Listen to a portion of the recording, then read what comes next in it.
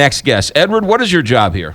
I am the CEO of a startup I have called Techly.com, and I'm also the founder of a yearly conference called Startup Voodoo. Okay, and you have been in St. Louis how long? 3 years. You moved here because you got an Arch grant. That's correct. That was the first group in 2012. And that's an organization that gives $50,000 to tech companies to move to St. Louis, and the only requirement to keep this money is to start your business here in St. Louis. That's right. You have to live in the Community Improvement District. You wrote an open letter to St. Louis that was posted yesterday? The day before. Day before. Okay, and in this article, you talk about a cab ride that you took with a cab company, Harris Cab. Correct. How long ago was that cab ride? That was May 4th of 2013. So it was just over 2 years ago. That's right. What happened on this cab ride in Harris Cab? I was heading to a friend's house for a barbecue. I live downtown. We were heading up to the Cherokee District. The cab driver was playing with his phone, blew through a red light at Gravois and Russell, and we were hit by a van, and I wound up in the hospital for 6 months. How many people were in this car with you? Three people.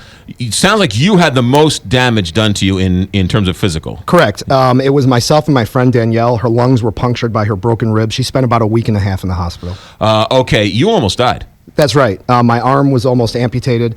They asked me in the ambulance if I had a priest or pastor or religious person they wanted me to call, and I said, "Am I going to die?" And they said, "We're going to try not to let that happen, sir." So, and subsequently, you've had you're not necessarily 100% physically yet. Not even close. Like, if you can see, this is as high as I can lift my arm. Okay, right. That's it. I have to kind of. You've had to have a number of surgeries after that. Right. You hurt your hip? Or did you have a broken leg or something? My pelvis was crushed. The left side of my pelvis doesn't exist. It's made of metal plates and screws. My femur had to float around unattached to anything inside my leg for about 4.5 months. And I was in a wheelchair during that time. During this time, you tried to keep your company going. And Sure. in fact, in this article you wrote, this open letter you wrote, you talked about how a venture capitalist was going to put a large sum of money in your company. Correct. And pulled out. And the reason was? This is common in Silicon Valley. There's a joke. What happens if the CEO gets hit by a bus? How does the business go on? The venture capitalist was very nice, but he said, I have concerns about your health because I landed in the hospital 3 times in April and May of this year, and he had to pull out. And that was kind of the last straw for me. They took everything I had. And how long ago was that? Did this venture capitalist pull out? This was in May. In May? Yep. Mm-hmm. So to the 2-year anniversary of the accident. Right, and I can't blame him. I mean, it happens. Right. Okay, so this is in the context of Uber and taxi cabs and whether or not the Taxi Cab Commission is going to allow Uber here into St. Louis. Right. One of the arguments is that Uber needs insurance, they need background checks for the drivers, they need fingerprinting, and if Uber does what the commission forces the regular taxi cabs and the taxi cab drivers and the taxi cab companies do, then we'll allow them. With this story, how much insurance did Harris Cab cover the day of your accident? None. They did not have a policy. They publicly keep saying they had a policy. I have court documents and proof that shows they did not. They had no insurance. Zero. That's correct. In the 2 years of your injuries, your hospital stays, your ongoing health problems, how much money has Harris or Harris's insurance paid for your medical bills? I received a settlement from the insurance company because it was a legal gray area, a very, very small settlement, which is it's almost criminal. Harris Cab paid nothing. And the reason is Harris Cab applied for insurance. The insurance company told them, and we have documents that show that in court, that they never insured the cab because Harris Cab was insolvent, has liens and judgments against them, and did not pay their other insurance bills on their other cabs. So the company, like any company would, said, "You're not getting insured on this." Harris Cab went ahead and operated the cab anyway. So the insurance said, "You're not paying." They pulled their insurance. Then you get the accident, and the insurance company says, "Well, we'll pay you a little bit," right? Even though there was some gray area. Do they have a policy? Do they not have a policy? Right. Harris Cab, does that still operate as a taxi cab company here in St. Louis? It sure does, and I have the MTC rules and regulations right here, and anyone that wants to see them, they're publicly available. There is a rule that they are supposed to enforce when a cab company is found endangering the public due to the potential adverse impact that a lack of adequate insurance might have on the traveling public. No stay of a suspension under this section, yada, yada, yada. They're supposed to suspend the cab company's license. They didn't do it. So the Taxi Cab Commission has not suspended them. They haven't done anything. In your article, in your story, Harris Cab is quoted in reference to Uber. Yep. roughly, what is their quote and their position on Uber? It's rather ironic.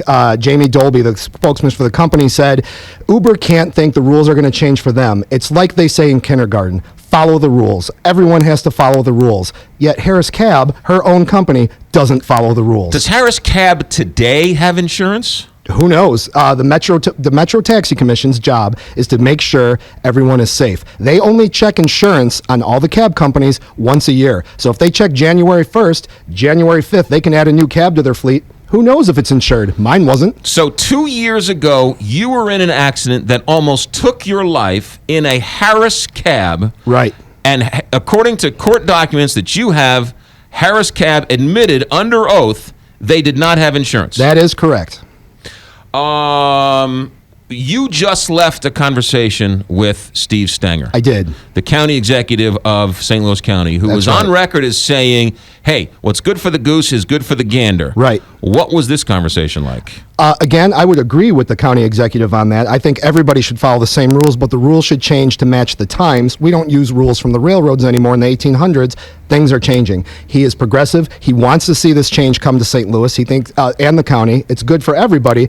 But there's a lot of behind-the-scenes negotiating going on right now, and I'm very confident that we're going to see the county executive and the mayor come to some sort of agreement in the State Highway Patrol so that everybody, the public, is safe and we get Uber. What did Steve Stenger say about the fact that you were hit by a Harris Cab that didn't have insurance the day you were hit? You might know that Steve Stenger used to be a trial attorney before he was a politician. He sympathized with me greatly. He listened to my story.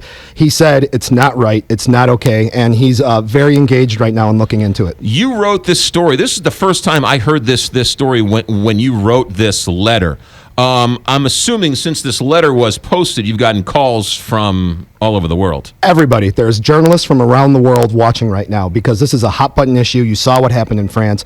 Journalists are watching to see, and St. Louis is famous for other reasons like Ferguson. Right. So every time St. Louis pops up in a non-progressive, forward-looking way, the world is watching. I've been contacted by journalists worldwide. What has the Taxi Cab Commission said to you about the fact that Harris Cab is still on the road and yet almost took your life in an accident and didn't have insurance? Absolutely nothing. Lou Hamilton, the chair board, just reached out recently when he realized that the tide was turning against him politically. I had written letters to every commissioner of the board, and they ignored me. They ignored all my attempts to reach out, and then they finally tried. And now Neil Bruntrager, attorney for the MTC, has been calling people I know and digging into my life. I know this because my attorney, Jerry Schlichter, called and let me know that was happening. So instead of digging into my life, I would like an apology, and I'd like to know what they're going to do to get their house in order. Lou Hamilton needs to resign. So you're saying that the Taxi Cab Commission is now going after you, That's looking correct. for dirty laundry on you? Sure, and I'm happy to show them anything they want. They might find emails from old girlfriends, but I've never done anything wrong. How are you health today-wise? A mess. I just had surgery, as I said, in May. They had to take a vein out of my leg because my arm was going numb and there was no blood getting to my arm. So they had to implant the vein from my leg into my arm, and I'm having a really hard time walking and getting around it. I try not to get angry because you can sit around and get into a circle of anger, so it's Right. just keep moving forward. How's the company going? Well, I lost the funding, so as I said in my letter, I literally have nothing to lose. My full-time job right now is to become a legal scholar on the MTC and their corruption, and I'm going to demand change. Ride-sharing is one thing. We should have it in St. Louis, but corrupt politicians, they keep scratching each other's back and endanger the public, have to go. Is Harris Cab, does a representative of that company sit on the Taxi Cab Commission? Actually, I'm not sure, and I should have known that before I came in, but I do know that they have never said one word to me. No apologies. They just keep saying they had insurance, which is a lie. What happened to the taxi driver of the He accident? left the country, and I'm kind of sympathetic because taxi cab drivers are basically indentured servants. Some of the taxi cab drivers have started reaching out to me. In St. Louis, as you know, if you don't make, I think it's $85, Right. You don't even make a dime. So he got hurt. He was in the hospital a few weeks, and then he left the country and hasn't been heard from. But he walked away from the accident? He didn't have any injuries? Oh, he did. He was in the hospital, I think, about 2 weeks, and then he left the country right after. Just so we all know what's going on. Ever Domain, our guest. Where can people find this open letter to the public? Techly.com, TECHLI.com. Or you can find me on Twitter, which is my name, at Edward Domain. And that's what drew the attention to this issue, because now they can't hide and they're scared. Right. And okay, so it's out there. I saw it on Facebook. Somebody sent it to me. We'll push it out. You don't mind us pushing it out? Absolutely. And sending it out. And I'm happy to have people story. call me and reach out. I'm telling everybody. And your real name is Edward Domain. You have an internet company, and your real name is Edward Domain. I guess I was born for it. You, we have just a short time here left. You moved to St. Louis. You've grown to love St. Louis. I do. There's so many great things about this city, and as nothing ever happens overnight. Change is not easy, and so getting rid of the corrupt old guard is part of that change. And St. Louis is just, I love it here. I love this city. Edward Domain, thank you for checking in. Good luck. Thanks for having me today. I appreciate it. You got it. It is 9:53 here, Big 550 KTRS. There is the latest in the Uber / ride sharing / taxi cab commission fight that continues. We'll wrap it up in a moment. Big 550 KTRS.